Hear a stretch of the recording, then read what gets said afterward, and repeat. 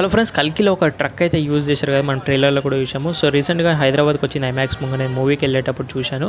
So complete modified truck ఇది. Ashok Leyland ట్రక్ని complete modify అయితే చేశారు, గుర్తుపట్టి రాకుండా.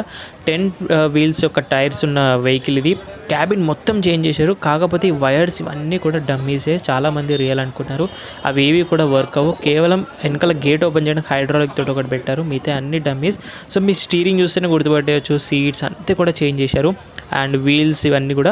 అండ్ మెయిన్ అబ్జర్వేషన్ నేను ఏంటంటే, యాక్చువల్గా కింద పార్ట్స్ ఏవైతే ఉంటాయో లైక్ ఎయిర్ ఫిల్టర్స్ కానీ, అలాగే మనకు బ్రేక్ ఫిల్టర్స్ కానీ, దాంతోపాటు ఫ్యూయల్ ట్యాంక్ అన్నీ కూడా సైడ్కి షిఫ్ట్ చేశారు. మోడిఫైడ్లో ఏం చేశారంటే కంప్లీట్ కస్టమైజ్ చేసి సైడ్కి వచ్చేసాయి. సో నాగార్జున అయితే బాగానే కష్టపడ్డాడు డిజైన్ చేయడానికి, కానీ ఫైనల్ అవుట్పుట్ ఈ ట్రక్ వచ్చింది మాత్రం సో ఇలాగైతే వచ్చింది. చాలామంది అక్కడ కామెంట్స్ కూడా ఇదే అంటున్నారు.